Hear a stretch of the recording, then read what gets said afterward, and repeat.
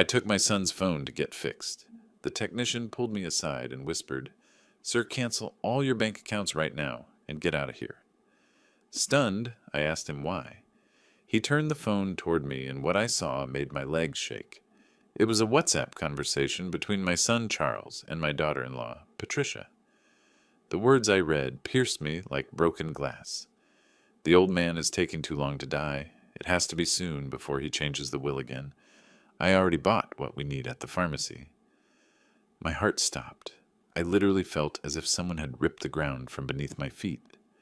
There on the cracked screen of that cell phone was the proof that my only son, the boy I held in my arms the day he was born, whom I taught to ride a bike, whom I took to his first day of school, was planning my death. I felt a lump in my throat that almost choked me, a pain in my chest that wasn't physical. It was something much deeper. It was the pain of a father discovering he raised a stranger, a monster disguised as a son. My vision blurred, and I had to lean on the shop counter to keep from fainting.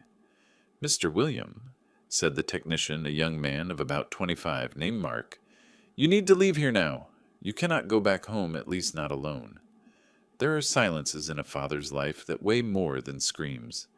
In that moment, I experienced a silence so heavy, I felt as if my soul had been ripped from my body.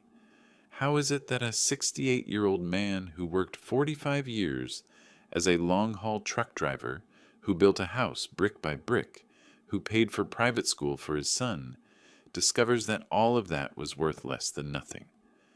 The betrayal of a woman hurts, but the betrayal of a son that is a pain that has no name.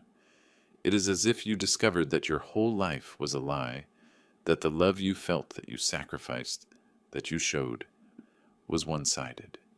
How many fathers out there are financing their own destruction? How many men like me are being seen by their own children as obstacles to be removed? "Mark," I managed to speak with a broken voice, "show me everything in there. If you have ever felt that a lifetime of hard work was worth less than the impatience of a greedy son, stay with me until the end of this story, because what happened after that moment in the shop taught me that a man only loses his dignity when he accepts being treated like a life insurance policy, with legs, not like a father."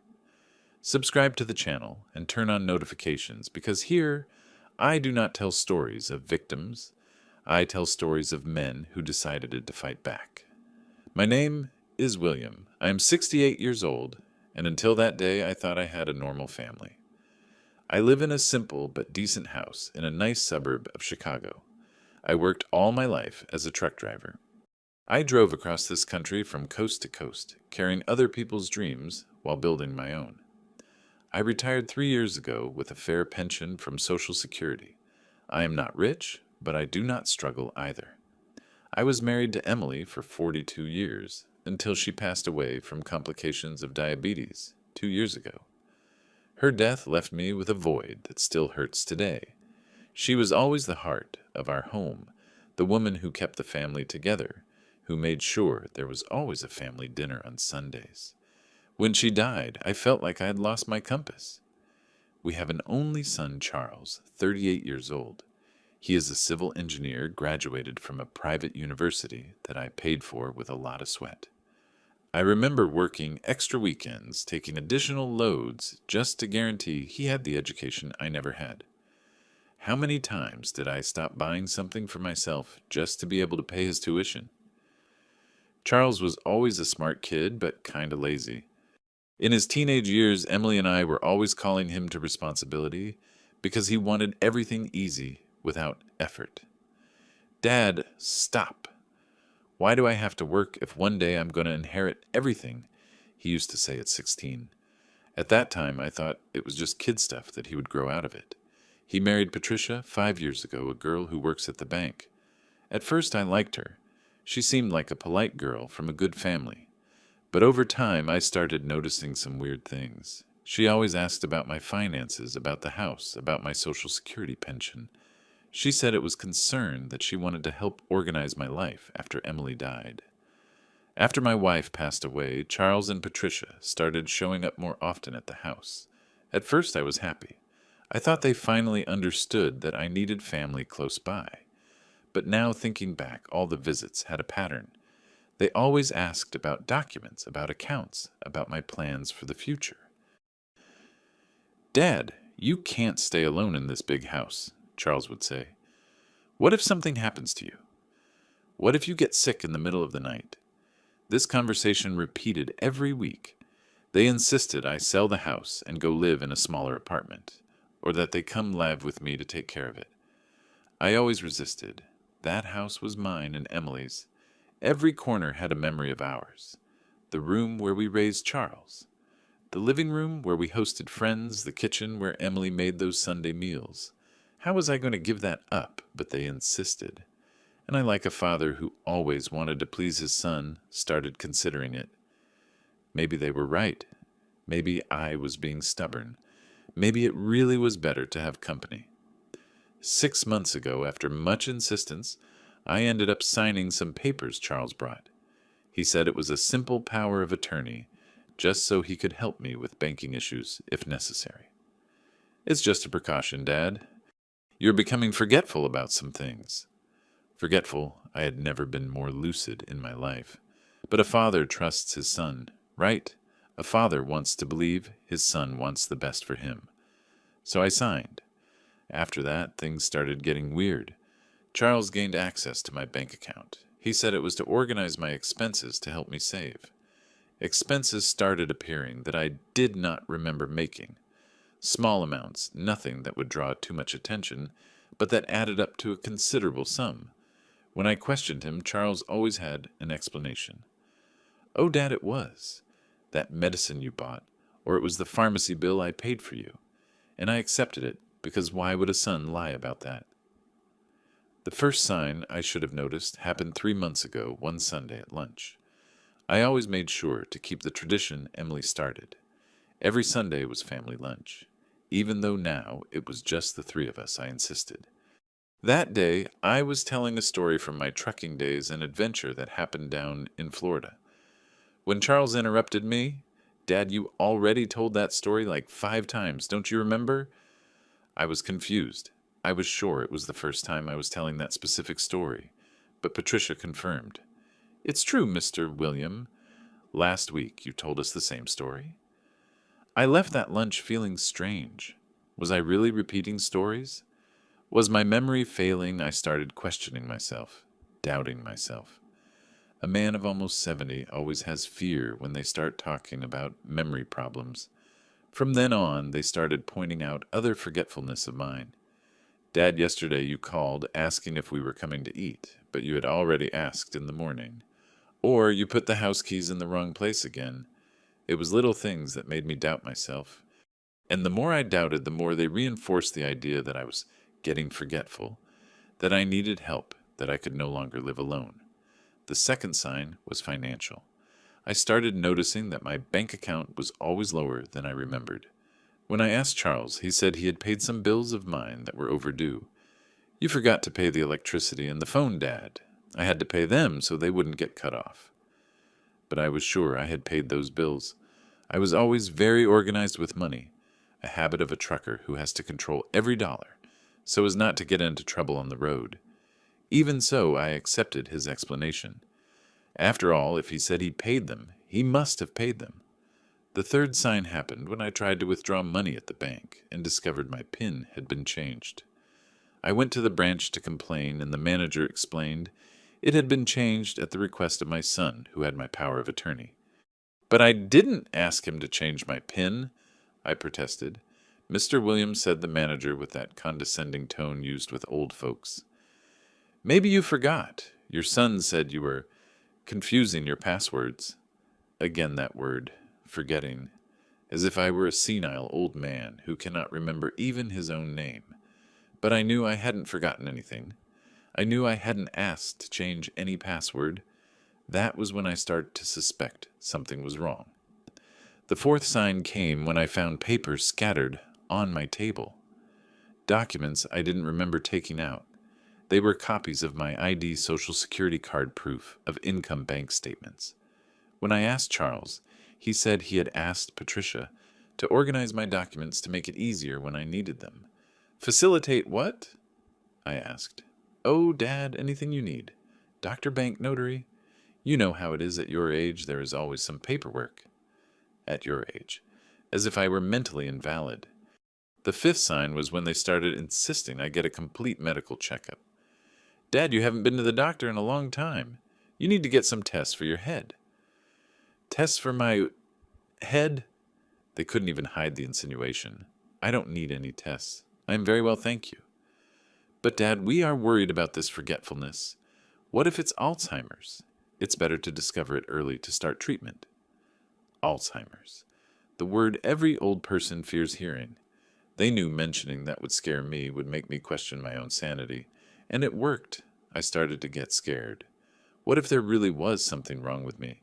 What if I really was losing my memory and didn't realize it? The sixth sign happened last week. They showed up at the house with a real estate agent saying they had scheduled an evaluation of the house, just out of curiosity. Curiosity about what? I asked.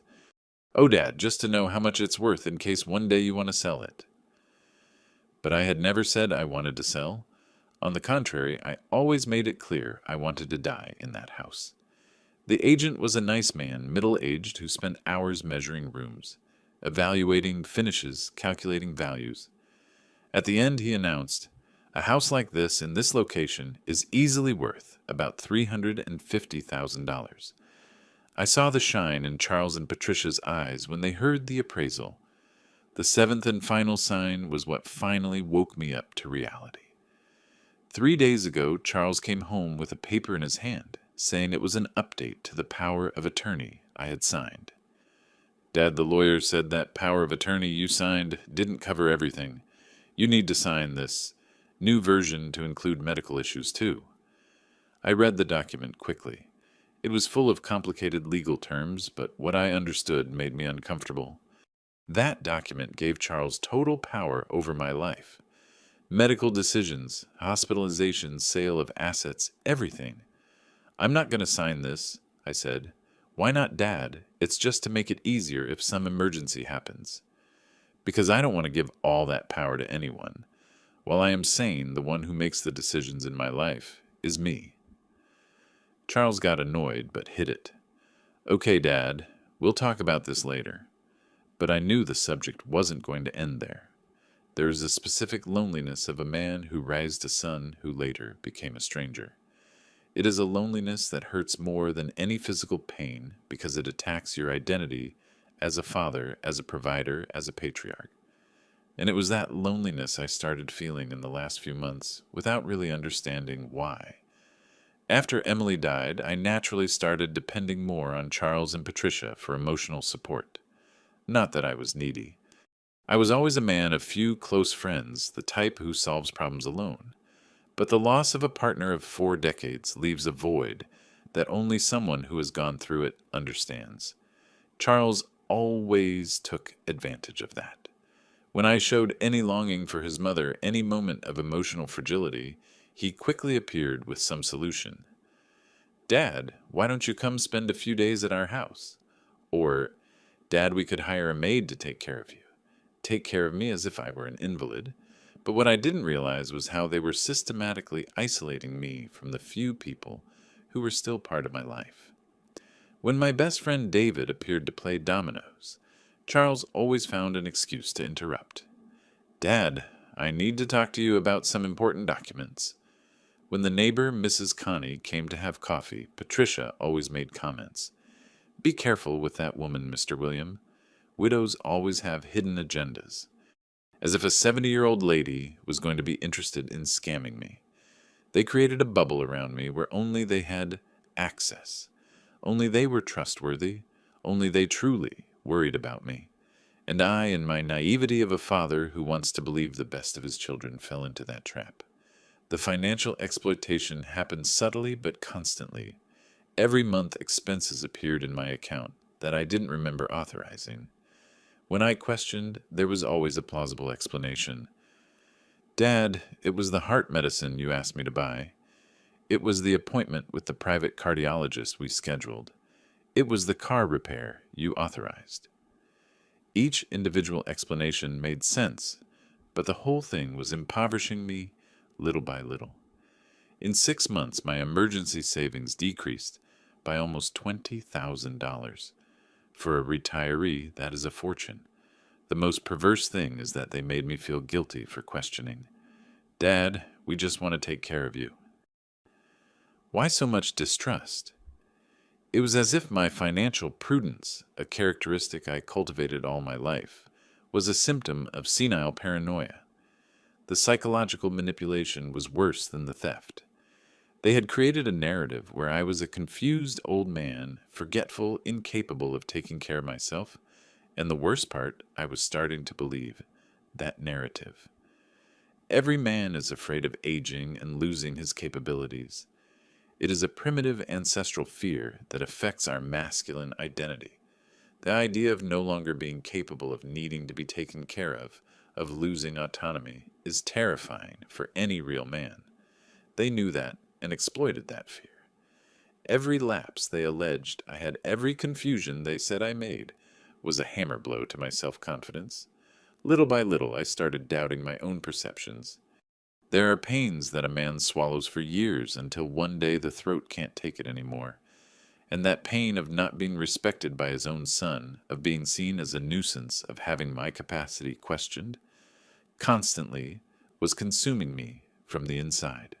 I started avoiding leaving the house alone, afraid of doing something foolish that would confirm their suspicions about my mental capacity. I stopped driving long distances. I stopped making important decisions. I stopped questioning their attitudes.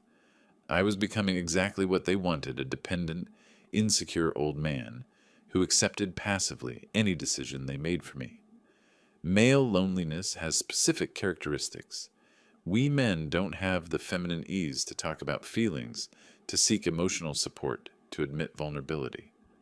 When a man feels betrayed by family, he tends to close up to try to solve everything alone, to swallow the pain until it becomes a tumor in the soul. That happened to me. The more I noticed the strange attitudes of Charles and Patricia, the more I closed myself off. I didn't have anyone to talk to. After all, who was going to believe me that my own son was robbing me, who wasn't going to think it was old man paranoia? The isolation was also physical. They always found excuses for me not to go out. Dad, it's too hot today, better stay home. Or Dad, your legs aren't good, you could fall in the street. Little by little, I was losing contact with the outside world. When I tried to resume old friendships, they always found a way to sabotage. David called, I would say, and the answer came quick. Dad, that man only wants to drink beer at your age. You can't abuse alcohol anymore. It was like that with everyone. There was always something wrong with the people I liked. There was always a reason to distance me from them. And in the end, only the company of Charles and Patricia remained precisely the people who were destroying me. The cruelest part was that they did all this in the name of love and concern. Dad, we do this because we love you. As if love were taking away a person's autonomy, stealing their dignity, treating them as incompetent. How many fathers out there are living the same situation? How many older men are being manipulated by their own children, thinking it is love, when in reality it is exploitation? The most painful part was feeling that I was losing my identity as a strong, decisive man, a provider. All my life I built an image of a present father, a hard worker who always solved the family's problems. And now I was being treated like a problem to be managed. There were nights I lay in bed and stared at the ceiling, remembering the times when I was the one who solved others' problems. When Charles was a boy and broke something, I was the one who fixed it. When he needed money for school, I was the one who worked extra to get it. And now he was the one deciding what I could or couldn't do, where I could or couldn't go, who I could or couldn't talk to. When a father is betrayed by his own blood, the scar crosses generations. Because it's not just the betrayal itself, it's the destruction of everything you believed in, of everything you worked for, of the entire narrative of your life. But deep down, even with all the evidence, even with all the signs, I still resisted. believing that my own son would be capable of truly hurting me. Because admitting that would be admitting that I failed as a father, that I raised a monster, that my whole life was a mistake. It was with that confused state of mind, mixing suspicion and denial, that I took his cell phone to be repaired that morning. If I had known what I was going to discover, maybe I wouldn't even have left the house. Mark, I told the technician, show me everything on that phone. I need to know the truth. The young man hesitated for a moment, clearly uncomfortable with the situation. Mr. William, maybe it would be better if you call the police first. No, I cut in firmly. First, I want to understand how bad it is. Then I decide what to do. Mark nodded and started navigating through Charles's phone. What I saw in the next 30 minutes destroyed me completely, but it also gave me the clarity I needed to finally fight back. There were hundreds of messages exchanged between Charles and Patricia over the last 6 months.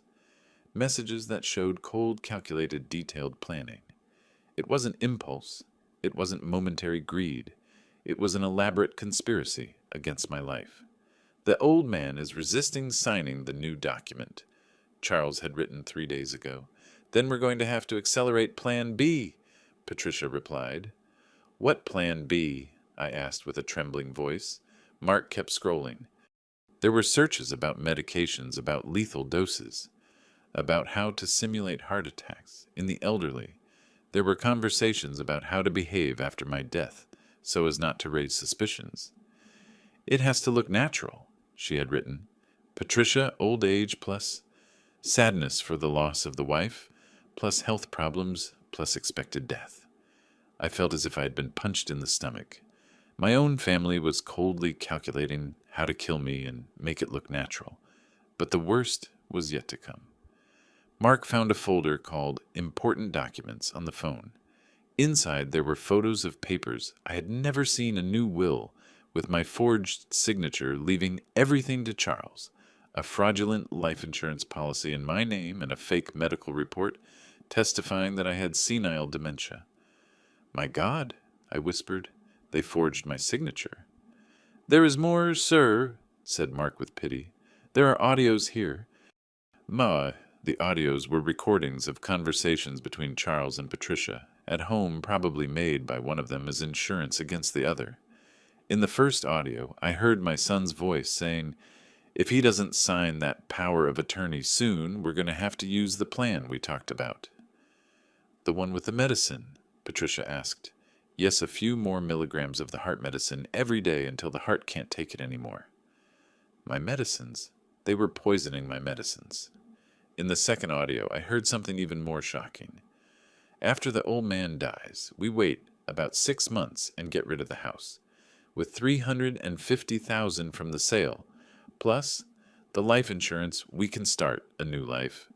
New life, as if my death were just the first chapter of their new life. In the third audio, I discovered something that broke my heart. My mom always said my dad was a weak man, Charles was saying, that he was never going to be able to give us what we deserve, at least, now he's going to be useful for something. Charles's voice speaking of Emily, my deceased wife, with such contempt, as if she were an accomplice to that monstrosity. Mark stopped showing when he saw I was crying. Mr. William, you need to leave here. Now. Why, they don't even know that I discovered... Sir, look at the time. It's already 2 p.m. Charles doesn't know his phone is here, right? It was true. Charles had dropped the phone in the kitchen sink yesterday morning when he was having breakfast. He said he was going to take it to get fixed, but didn't have time. I offered to take it since it was close to my house. He must be looking for the phone, Mark continued. When he finds out where it is, he's going to come for it, and if he sees that we check the messages... I understood the danger. If Charles discovered that I knew the truth, he could accelerate the plans against me. What do I do, Mark? First, you leave here with me and go to a safe place. Second, we go to the police station to file a report. Third, you do not go back home alone. The boy was right. I needed to act fast and with intelligence. Mark, can you help me document all this? Take photos of the screens, record the audios? Already did it, sir. I sent everything to my phone while you were watching. but we have to be fast. He spent the next 15 minutes sending me all the evidence via WhatsApp. Hundreds of screenshots, several photos of the forged documents. It was an amount of proof that would make it impossible for Charles and Patricia to deny anything. When we finished, I was calmer. The pain of betrayal was still tearing my chest apart, but now I had clarity on what to do. For the first time in months, I felt I had control of the situation. Now I understand everything, I told Mark. The forgetfulness, they said, I had the confusion, the memory problems. It was all a lie to justify when I died, and they probably have been tampering with the medicines for a while. It made sense. In the last few months, I had been feeling more tired, weaker, shorter of breath. I attributed it to age, to missing Emily, but it was poisoning. Mark, I need to ask you one more thing. Can you leave the phone working just as if nothing had happened? I can, sir. What is the idea? I explained my plan. We were going to make Charles believe that I knew nothing. He would come for the phone. He would think everything was normal. Meanwhile, I would use the next few hours to prepare myself, gather more evidence, ensure my safety. It's risky, said Mark. What if they suspect? They won't suspect. I'm going to act exactly as I have always acted, like a silly old man who doesn't understand anything happening around him. There are moments in a man's life when he discovers a strength he didn't know he had. That was one of those moments for me. After months feeling diminished, questioning my own mental capacity, being treated as incompetent, I was finally recovering my dignity. I was no longer the confused old man they wanted me to be. I was the man who had worked 45 years driving trailers on dangerous roads, who had raised a family with the sweat of his own brow, who had survived accidents, robberies, all kinds of adversities on the road. If they thought a 68-year-old trucker was going to be easy prey, they were very wrong. I left Mark's shop with a plan in my head. First, I needed to make sure my medicines weren't tampered with. Second, I had to document everything I could before confronting the situation. Third, I needed reliable allies. Mark, do you have family here in Chicago? Yes, sir, I live with my grandmother. Explain to her what happened. If I need a witness, would you be willing to help? Of course, Mr. William. My grandma always says it's the children's obligation to take care of their parents, not kill them. I asked Mark to take me to the pharmacy where I always bought my medicines. I wanted to talk to the pharmacist, Mr. Anthony, who had known me for years. Mr. William. Mr. Anthony greeted me when he saw me enter. How are you? You haven't come personally in a while. Well, yes, Anthony. My son has been buying my medicines. By the way, I wanted to ask you something.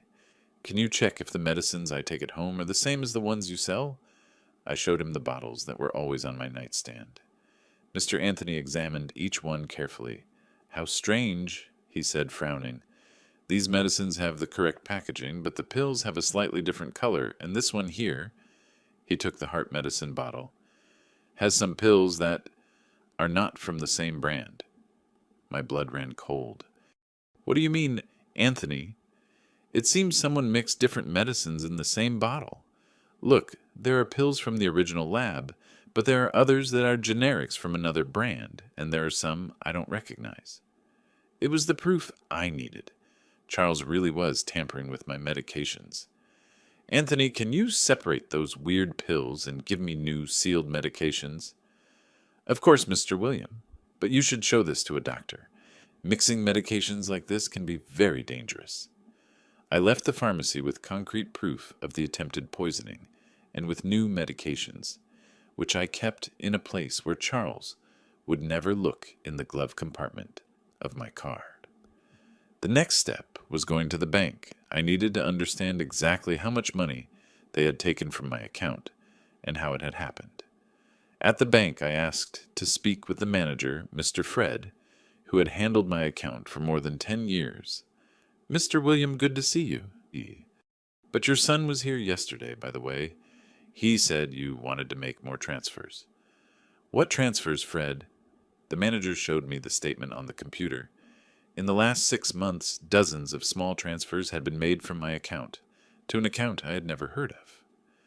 Fred, I never authorized those transfers. The manager's face changed completely. What do you mean, no, Mr. William, your son, has power of attorney, and he said it was to pay your bills? I want to know the total they transferred, and I want to cancel that power of attorney right now. Fred calculated quickly. In 6 months, more than $45,000 had left my account, almost half of my emergency savings. And there is something else, Mr. William, said the manager, looking embarrassed. Your son made a request to increase the limit of the power of attorney. He said you wanted to sell the house and needed authorization to move larger amounts. Sell the house. They were already preparing the ground for after my death. Fred, cancel that power of attorney now, and I want any movement in my account to require my personal presence. But, sir, your son said you had memory problems. Fred, you've known me for 10 years. Do I seem confused to you? The manager looked at me attentively and shook his head. No, Mr. William. You are lucid, as always. Then cancel that power of attorney and document all this. I might need this information in court. When I left the bank, it was already 4 p.m. I knew Charles must be looking for his phone. I needed to get back home before he showed up there. But before that, I made one more important stop at the notary, where I had registered my will years ago. Mrs. Sonia. I told the notary, who knew me. I need to verify if anyone tried to alter my will recently. Mrs. Sonia checked in the system and reassured me. No, Mr. William. Your will is intact, just as you left it 3 years ago. Why the question? I explained the situation briefly. Mrs. Sonia was horrified. What a terrible thing, Mr. William. But rest assured, no one can alter your will without your presence and without your fingerprints. What if someone tried to make a fake will? That would be the crime of forgery. If you want, I can make a certificate confirming that only this original will exist. I left the notary with one more proof that Charles was trying to defraud me. During the drive back home, I called my best friend David, the only close friend I had left. David, I need your help with something very serious. I explained everything to my friend. He was in shock. William, I always thought your son was kind of weird, but this is a monstrosity. David, can you come to my house tonight? I don't want to be alone when he comes for the phone. Of course, buddy. I'll be there at 7. I arrived home at 5 p.m. Everything was exactly as I had left it in the morning, but now my own house seemed like enemy territory. Every room, every object, every memory was contaminated by the discovery of the betrayal. I went straight to my room and started organizing all the evidence I had gathered. The screenshots of the messages from Charles's phone, the audios, the photos of the forged documents, the adulterated medicines separated by the pharmacist, the bank statements, the certificate from the notary. It was a complete file of the conspiracy against my life. At 6 p.m, my phone rang. It was Charles.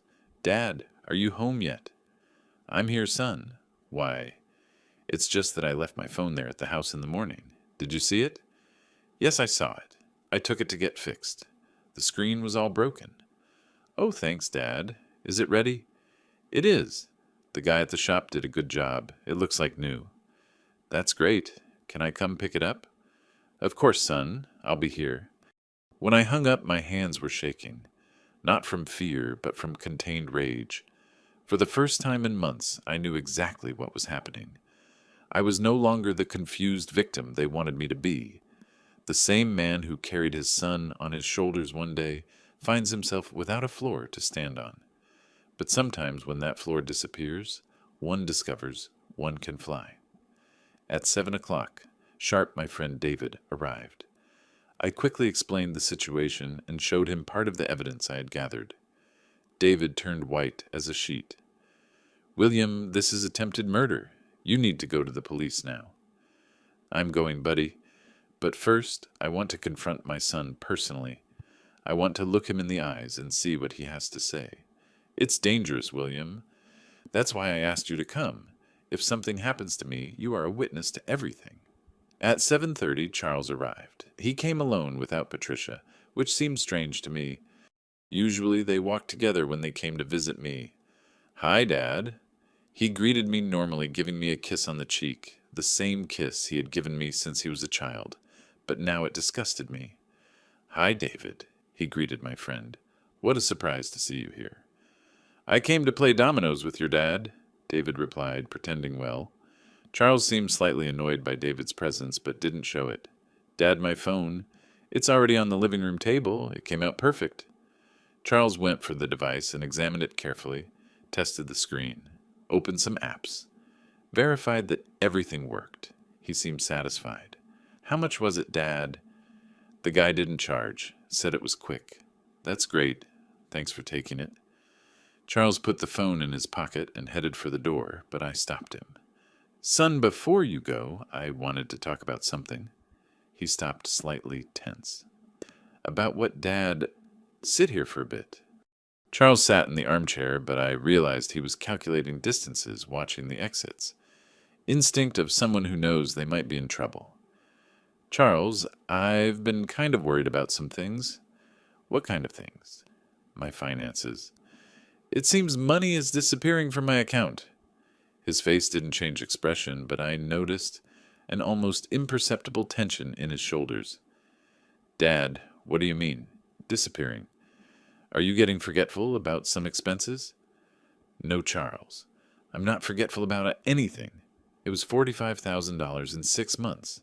That is not forgetfulness. That is theft." Now his expression changed a mix of surprise and calculation, as if he were trying to figure out how much I knew. "Dad, what talk? Is this? All those expenses were authorized by you. Medicines, medical appointments, house maintenance." "Charles," I interrupted him, "answer me one thing. Do you really consider me a senile old man?" "Dad, what question is that answer?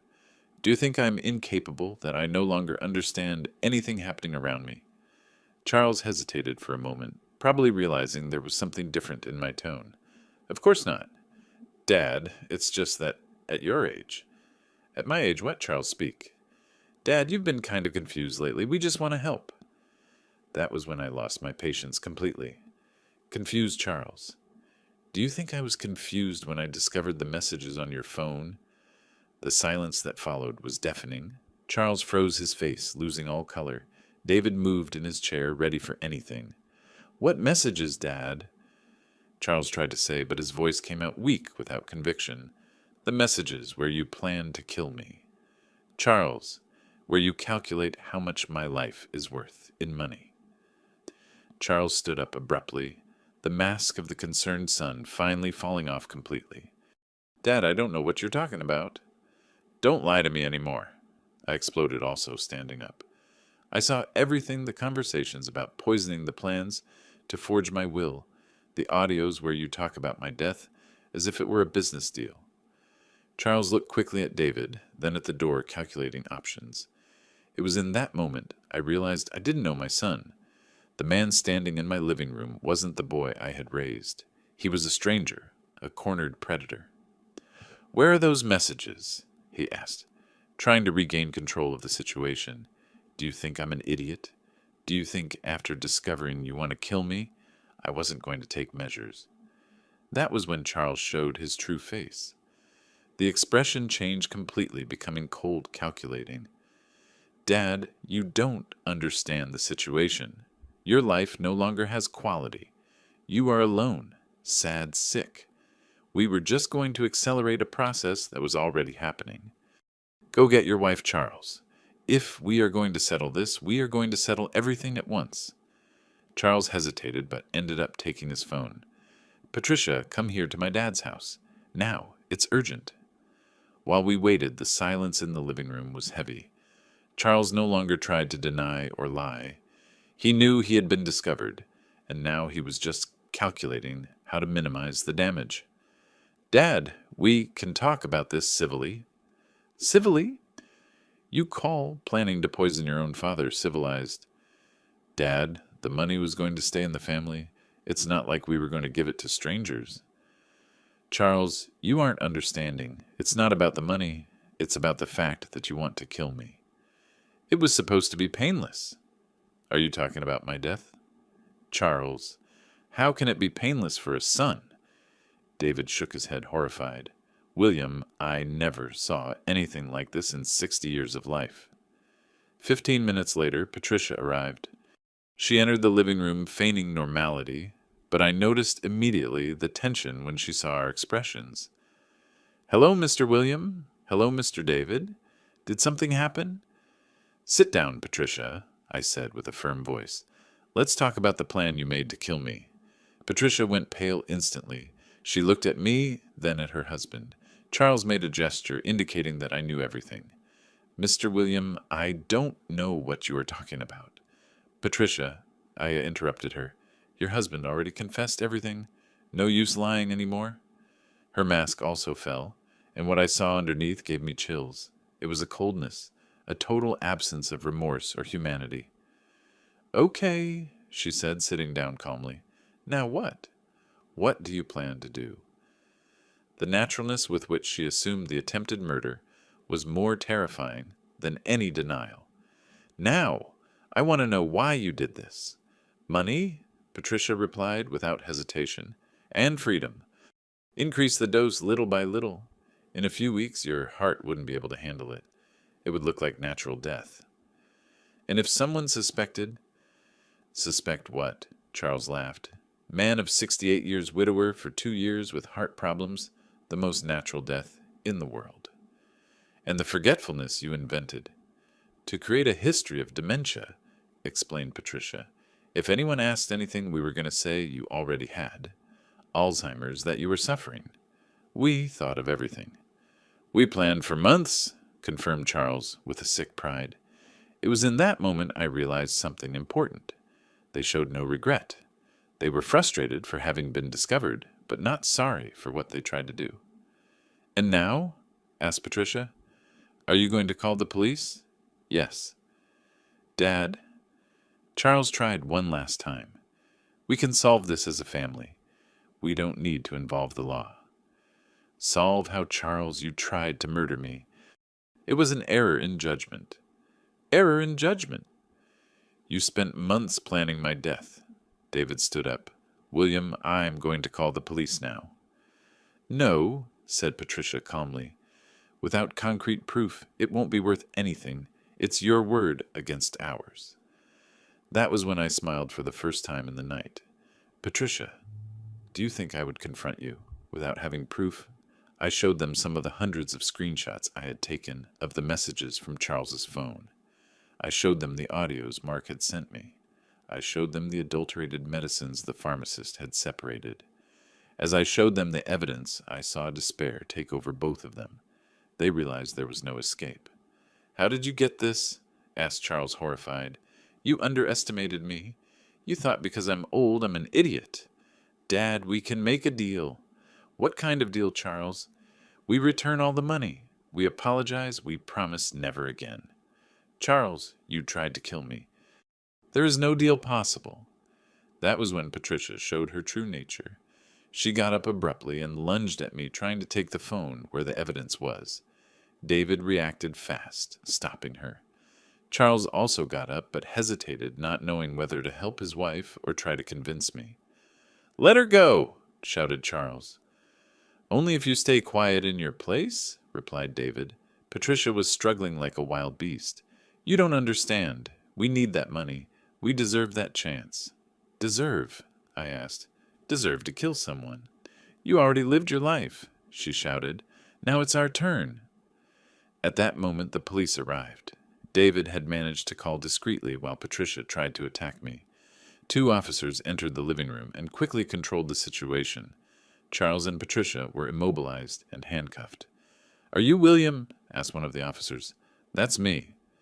We received a report of attempted murder. It is true. I have all the proof here. I passed the next hour showing the police all the evidence I had gathered. They were horrified with the level of planning and coldness shown in the messages. When they took Charles and Patricia away in handcuffs, they still tried to convince me. Dad, don't do this to me. I am your son. Exactly for that reason, I replied. Because you are my son, I cannot let it pass. If I let it, you are going to do it to someone else. Dad, I love you. Charles. I said, looking him in the eyes one last time, he who loves does not kill. The first few days after the arrest of Charles and Patricia were strange. On one hand, I felt immense relief for no longer being in danger. On the other, I faced a deep void. After all, my only son was in prison for trying to murder me. The house, which was already silent since Emily's death, now seemed like a mausoleum. Every corner held memories of Charles. The child, Charles. The teenager, the son I thought I knew. It was too painful to stay there remembering. My friend David was fundamental in those early days. He practically moved into my house, saying he wasn't going to leave me alone after something like that. It was he who accompanied me on the trips to the station, in the talks with lawyers, in the first moments of the storm that formed. William said David one morning, "You need to get out of this house, at least for a while." "Where do I go, buddy?" "Let's go for a ride, see other places, other people. You've been stuck in this routine for too long." At first I resisted. After 68 years living in the same city, frequenting the same places, knowing the same people, the idea of change scared me. But David insisted, and in the end he was right. I needed to leave that environment charged with betrayal and pain. It was like that 2 weeks after Charles and Patricia's arrest. I found myself doing something I hadn't done in years, traveling for pleasure. David suggested we go to Lake Geneva, a magical town a little over 100 miles from Chicago. "Just to clear the mind," he said. The trip did me good. I hadn't paid attention to the landscape in years. I didn't observe life happening outside my circle of problems. On the road talking with David, I started to realize that I had become a prisoner of my own routine, of my own pain. In Lake Geneva, we stayed at a simple but cozy hotel. The owner of the hotel, Mrs. Louise, was a widow of 62 years, who had moved from the city after retiring to run the business. "I always wanted to have a hotel," she said during breakfast. "When my husband died 5 years ago, I decided it was time to do what gave me pleasure." Her story touched me. Here was a woman who, instead of giving in to widowhood and sadness, had started over, creating something new, beautiful, useful. "And wasn't it difficult to start over at 57 years old?" I asked. "It was terrifying," she admitted. "But do you know what I discovered? Life doesn't end when one becomes a widow, and it definitely doesn't end at 50, 60, 70 years old. Life continues as long as one is breathing." Those simple words hit me hard. I had spent 2 years living as if my life had ended along with Emily's, as if the years I had left were just a wait for death to arrive. "Mrs. Louise," I asked, "doesn't it scare you to be alone?" "Loneliness and being alone are different things," she replied with wisdom. "Loneliness is a state of mind. One can be surrounded by people and feel alone, or one can be alone and feel at peace." And how did you achieve that peace? By stopping seeing myself as a victim of circumstances. My husband died, that is a fact. My children grew up and went to live their lives, that is also a fact. But I was still alive, still healthy, still had saved dreams, so I decided to take them out of the drawer. During the 3 days we spent in Lake Geneva, Mrs. Louise became a sort of informal therapist. She made me see things about myself that I had forgotten. "Mr. William, what was your dream when you were young, before getting married, having children, assuming responsibilities?" I thought for a long time. I wanted to see the whole country, not as a truck driver working, but slowly enjoying talking to people. "And why don't you do it now?" "Oh, Mrs. Louise, at my age." "Mr. William," she interrupted me firmly, "you are 68 years old, not 98. You have health, you have money from your pension, you have road experience. Why don't you realize that dream? There is a specific strength that arises in men who have already lost everything and discover they can still gain a lot." During those days in Lake Geneva, I felt that strength growing inside me. For decades, my identity was tied to the role of father, husband, provider. When Emily died and Charles betrayed me, I lost all those identities at once. But in Lake Geneva, I started discovering that there existed a William. Beyond those functions, there existed the William who liked to talk to strangers, who was interested in different stories, who still felt pleasure driving on unknown roads. That William had been asleep for a long time. On the last day of our stay, Mrs. Louise gave me an unexpected gift, a small notebook hardcover for me to write down the places I visited, the people I met, everything. A man should have a record of his adventures. Adventures? I laughed. Mrs. Louise, I am a 68-year-old retiree. Mr. William Adventure isn't a matter of age, it's a matter of attitude. We returned to Chicago Sunday afternoon, but I wasn't the same man who had left there Thursday.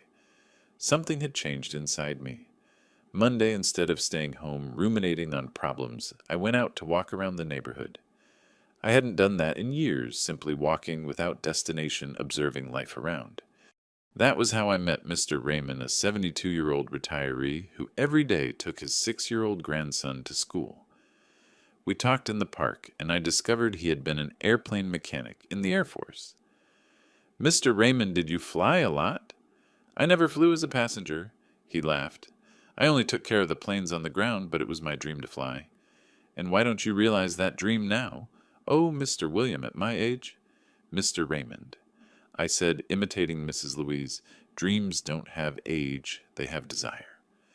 2 weeks later, Mr. Raymond and I were at an aero club doing a panoramic flight over the city. Seeing his face radiant with happiness made me understand something important. It is never too late to make someone smile, including ourselves. The flight also moved me. From above, seeing the roads I traveled for decades, the houses, the neighborhoods, the whole geography of my life, I had a sensation of freedom I hadn't felt in years. The world is bigger than we imagine when we stay locked at home, I told the pilot during the flight. It's true, sir, he replied. Perspective changes everything. And it did change. I returned from that flight with a decision made. I was going to realize the dream I had told Mrs. Louise. I was going to see America for real. But first, I needed to resolve the pending issues of the case. Charles and Patricia were in jail, but the judicial process was just beginning. I had to give several testimonies, talk to prosecutors, help gather all the evidence. During one of those trips to court, I met Mr. Marshall, the district attorney, responsible for the case. He was a serious man, about 45 years old, who was impressed with the coldness shown in the messages between Charles and Patricia. Mr. William, in 20 years of career, I have rarely seen such a well-documented case of attempted murder within the family, he told me. Mr. Marshall, what kind of sentence can they receive? With the proof we have, we are talking about 15 to 20 years in prison, each attempted qualified homicide, fraud, forgery of documents. And is there a possibility they get out soon? Very little. The planning was very detailed. The coldness demonstrated is terrifying. Any judge is going to understand they are dangerous people. Leaving there gave me a strange sensation. On one hand, relief, knowing justice would be done. On the other, deep sadness, knowing my only son would spend the best years of his life in a prison. But life teaches that some bridges, after being burned, do not need to be rebuilt, even if one helped build them. 2 weeks later, I received a letter from Charles in prison. It was a long text full of justifications and apologies that sounded hollow. Dad, I know I made a terrible mistake. I was influenced by Patricia with money problems. I didn't think straight. I hope one day you can forgive me.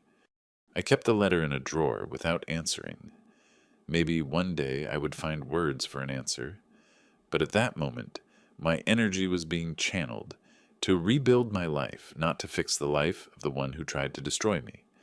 It was around that time I started frequenting a support group for seniors at the community center in the neighborhood.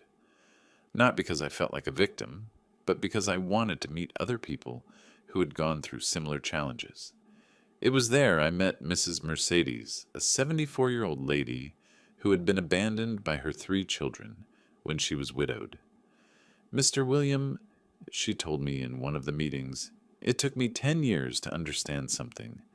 We cannot live waiting for children to complete us. We have to complete ourselves alone. How did you achieve that, Mrs. Mercedes? By stopping being Mom all the time and going back to being Mercedes. Do you know how long it had been since I did something? Just because I wanted to, just because it gave me pleasure. That talk marked me deeply. I had spent so many years being solely dad and husband that I had forgotten to be William. It was then I made a decision that surprised even my friend David. I bought a camper van. "William, have you gone crazy?" said David when he saw the vehicle parked in my driveway. "Not at all, buddy. I'm going to realize my dream of seeing the country." The camper wasn't new. It was a model from the 90s I found at a used car lot, but it was in good condition. Well cared for, engine checked, the seller had guaranteed it would last many miles. "Are you going alone on this adventure?" "I am. I've always had good company with myself." I spent the next 2 weeks preparing for the trip. I adapted the interior of the camper with a mini kitchen, a folding bed, a small closet. Nothing luxurious, but functional. I studied maps, researched destinations, planned a route that would take me first to the south, then north, then west. A 3-month trip visiting places I always heard about but never knew. The day of departure was emotional. David and Mrs. Louise, who had come especially from Lake Geneva. Mr. Raymond and other friends I made recently came to say goodbye. "William," said David with watery eyes, "are you sure about this? I've never been so sure of anything in my life. What if something happens on the road?" "David, I drove trailers for 45 years. If anyone knows how to handle themselves on the road, it's me." I left on a Saturday morning with the notebook Mrs. Louise gave me, some simple clothes, some basic tools, and a heart finally free. The first stop was Savannah. I drove slowly, stopping in small towns, talking to simple people, eating in roadside diners. I rediscovered the pleasure of being on the road without haste, without a deadline to arrive. In Savannah, I stayed at a hotel in the historic district. The owner, Mr. Cecil, was a local of 65 years who had worked 30 years in a factory and used his severance to open the business. "Mr. William, you have the face of someone who is starting a new life." "Why do you say that, Mr. Cecil?" "Because I had the same face when I decided to leave the factory and open this hotel. It's the face of someone who discovered they still have a lot ahead." During the 5 days I spent in Savannah, I did things I had never done. I visited museums, a folklore show, ate local food. At the market, talked to foreign tourists. One night, sitting on the hotel terrace, watching the street movement, I realized I was smiling. Smiling for real, alone, without specific reason. It was pure happiness of being alive, of discovering new things, of being free. From Savannah, I went to Miami, then to New Orleans, then to Nashville. In each city, the same sensation. The world was immense and full of interesting people I would never meet if I had stayed home, ruminating grudges. In Nashville, something special happened. I was having breakfast at the hotel when a lady alone at the next table started crying softly.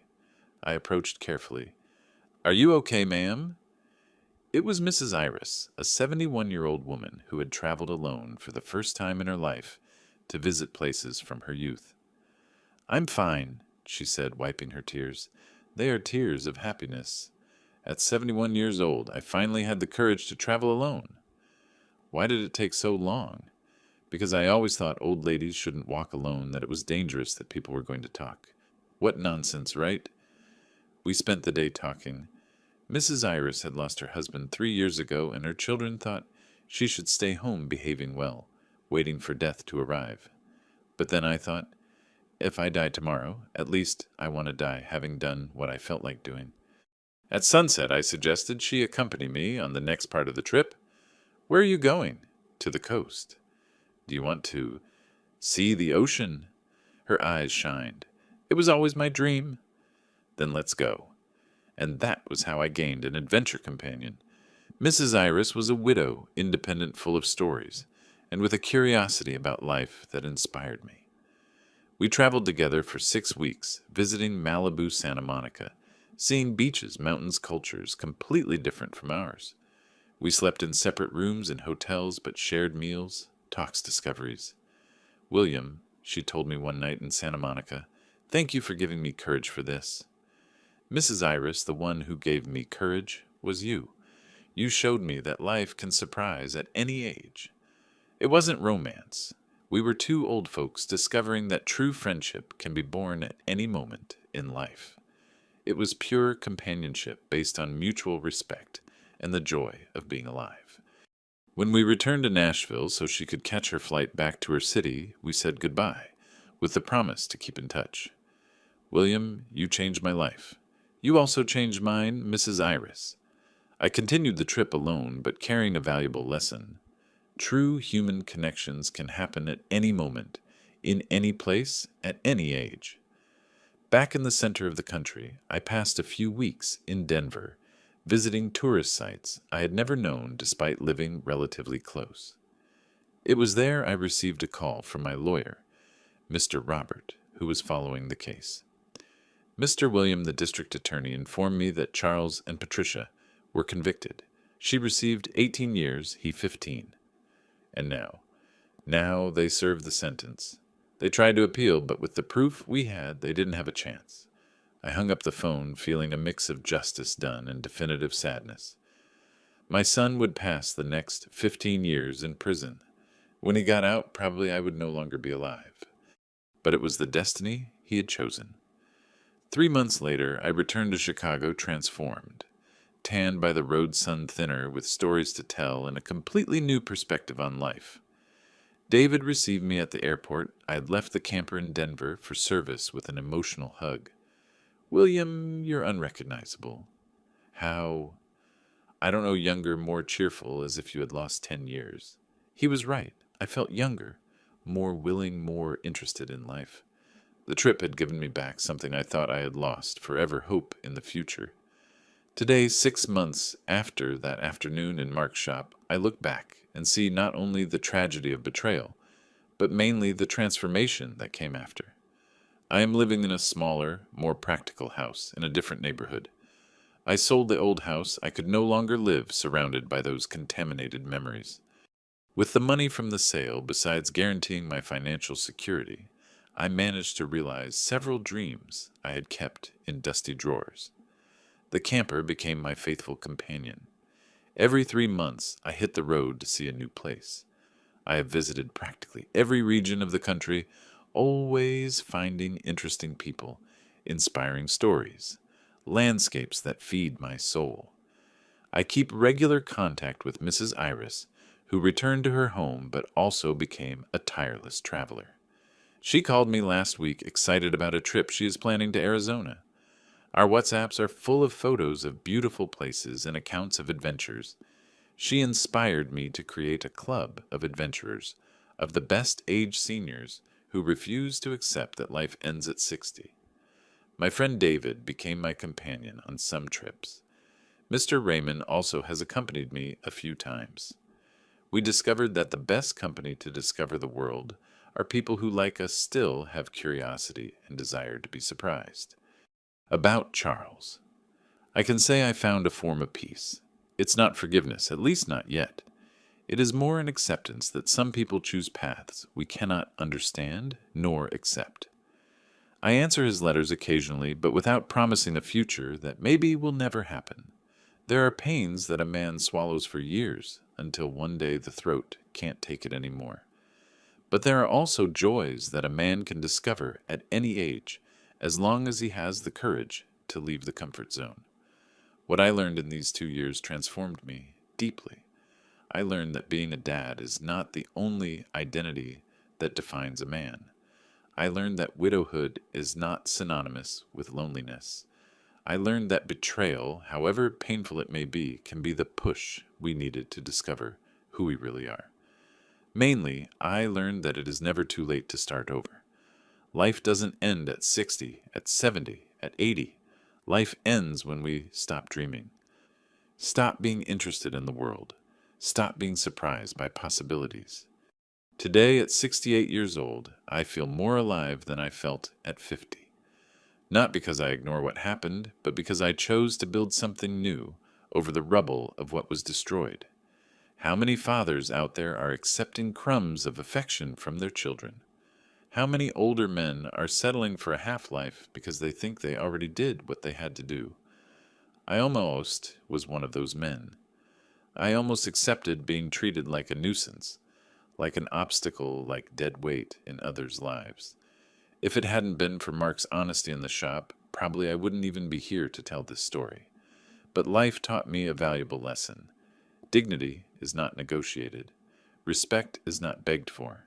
And true love never plans the destruction of the loved one. A man who worked all his life, who raised a family, who fulfilled his obligations, deserves to live his last years with peace, with respect, with joy. He doesn't deserve to be seen as an obstacle to be removed. There is a specific strength of a man who already lost everything and discovered he can still gain a lot. It is the strength of someone who has nothing more to lose, of someone who can risk everything in search of his own happiness. That strength took me down unknown roads, introduced me to extraordinary people, gave me back the joy of living I thought I had lost forever. Today I know that the best revenge against who tries to destroy us is to live fully to be happy, despite the circumstances, to show that we are bigger than the evils that tried to reach us. Charles tried to kill me for money. He didn't succeed, but unintentionally he gave me something much more valuable, the total freedom to live as I want, without worrying about family expectations, without carrying the weight of toxic relationships. Some bridges, after being burned, do not need to be rebuilt. Sometimes it is better to build new roads that lead to more promising destinations. If this story reached you and touched your heart in some way, I want to know where you are watching me from. Right here in the comments, your city, your state. Let me know that this message of renewal and dignity reached where you are. And if you know any dad who is going through similar situations, who is being disrespected, diminished, exploited by his own children, share this video. Sometimes a story like this can be the push someone needs to fight back. If this account made you reflect on your own life, on the relationships you accept, on the dreams you kept, leave your like and subscribe to the channel to follow real stories of men who chose their dignity above all else. Because here we don't tell stories of victims, we tell stories of renewal. A hug from Chicago, my beloved city, where I am preparing for another adventure on the road. And remember, you built much more than a family. You built a man who deserves respect. Never accept less than that. How many times do we men swallow disrespect in the name of family peace? How many fathers are financing their own humiliation? I learned at 68 years old that a man doesn't need to accept crumbs from someone who should offer a banquet of gratitude. That being a dad doesn't mean being exploited, and that never but never is it too late for a man to stand up and show what he is capable of. Life begins when we decide we deserve to be happy. For me, that happened at 68 years old in a cell phone repair shop in Chicago. And for you, when is it going to happen?